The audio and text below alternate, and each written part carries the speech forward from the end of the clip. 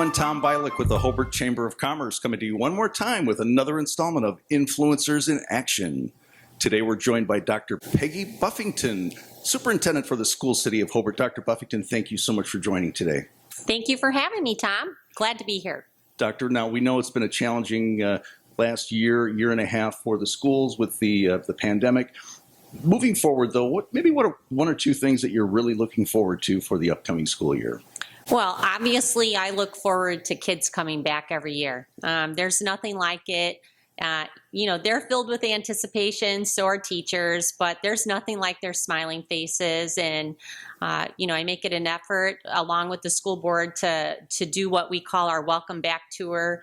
And it does my heart good. I mean, one of the things that I do as superintendent is make sure that they know who I am and they know that I care about them. And that's what we project from every person that works in our school system, that, we love being Brickies and we're a big family and we look forward to them coming back. That's great. So, let's get to know you a little bit. What did your path look like as it led you toward the superintendent position? Maybe take us over a look at the last couple of years or few years. What led you here? Well, I'm going into my 34th year as an educator, believe it or not.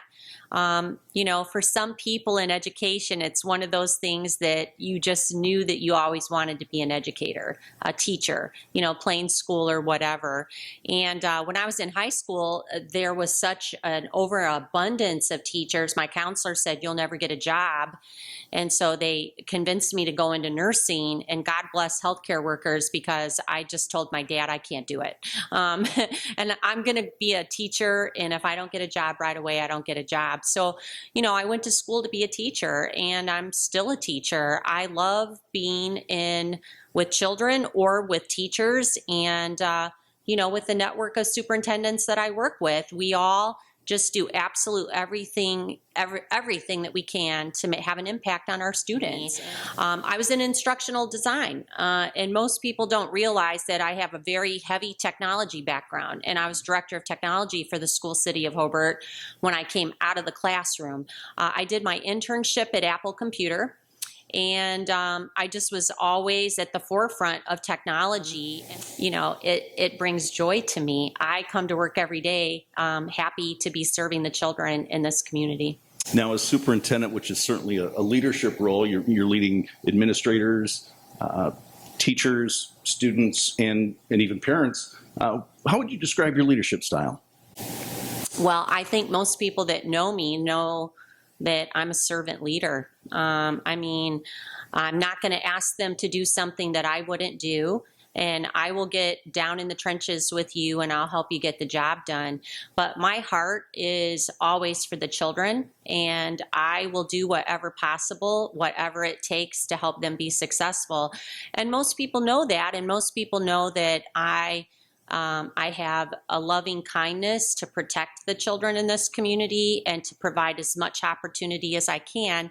And I think that when you model that, the people that are on my team that work here, they all do the same thing. They love children, and they're all about serving them. And that's what we do. We serve the Brickies.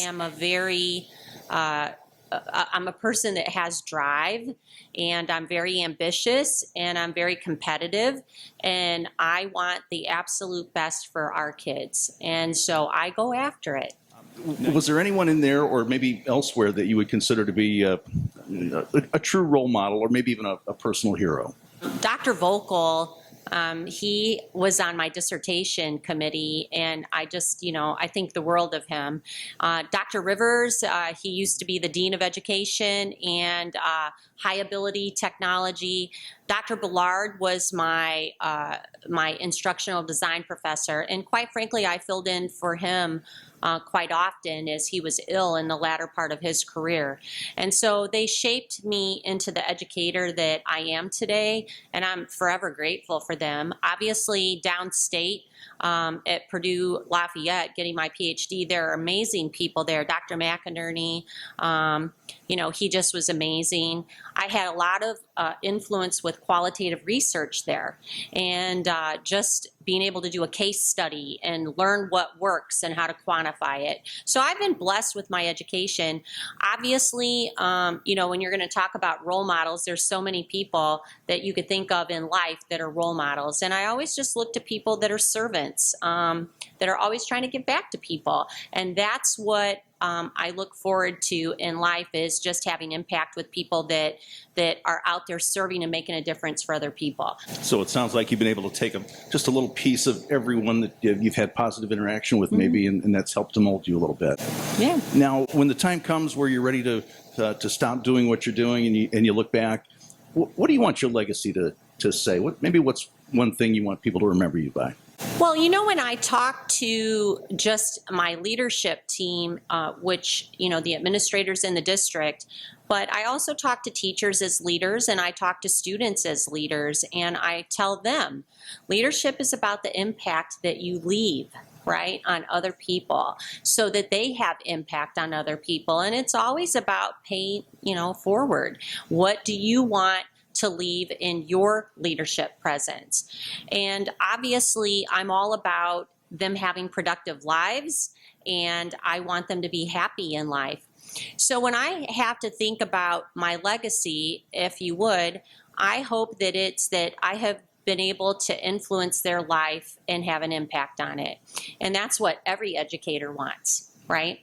And so when I think about it, I have to think about leadership in general. I look at my students as leaders, my teachers as leaders, my administrators as leaders, and I hope that I have been able to help them grow and to serve people in the best capacity that they can.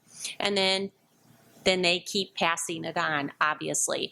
I would say, in terms of just my leadership as an administrator, educator in this district, most people know me in my early years and as director of technology, just with the technology impact that I've had. We've always been at the forefront of technology, and we continue to do that. We teach a lot of other people how to use technology and integrate it into the curriculum.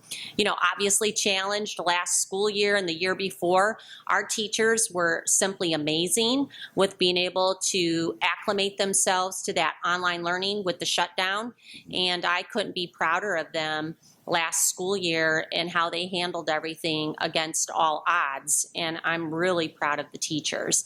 And we have a great support staff here in the district. Obviously, as you go through the K-12 experience with us, you will see that we are early college endorsed. We have over 100 early college classes at Hobart University inside of our high school. So we try to get kids to take that career awareness at the elementary, career exploration at the middle school, and then that career pathway at the high school. But the endorsements that we have and the pathways, we've been building them, and there's something about continuity and leadership. And obviously, I've been in a central office role since 1994, and we've been building our program since then. And it's really hard to match what we offer in our high school. With all of those classes, and to think that our kids can earn 1 year of college, they can earn 2 years of college, over $1 million every year in savings for college. That's monumental. And we give them an early start. We give them a financial, advantage to taking those classes in our high school. We have some of the most innovative students in the entire state. They walk away with all these innovative projects or products, I should say, that they've invented. And they have patents pending. They have people trying to buy them from them. More importantly, they've been offered lots of scholarships to continue to innovate. And that's just simply because we offer a very well-rounded, innovative curriculum that allow our kids to be engaged and go out there and try to pursue what their passion is. And that's what makes me smile too. So many innovative programs taking place within the School City of Hobart. If someone wants to learn more about those programs, how would they go about doing that? Well, you could go to our website, www.hobart.k12.in.us, and our website is just chock full of wonderful information, college and careers, early education, education with building brickies, our curriculum, our clubs, our support system, the Bricky helpline to be safe at school. You can learn everything on our website. Obviously, you can call my office for anything, 219-942-8885. And I have amazing people that work in there that they have servant hearts too, with just trying to help anybody and everyone that has a question about our school system. It's a great place to live and to raise your children and to send them to our school district. And we just love being Brickies. She's Dr. Peggy Buffington, Superintendent for the School City of Hobart. Dr. Buffington, thank you so much for joining today. We really appreciate it. Well, thank you, Tom. I'm Tom Bialik with the Hobart Chamber of Commerce. We look forward to seeing you next time in another installment of Influencers in Action.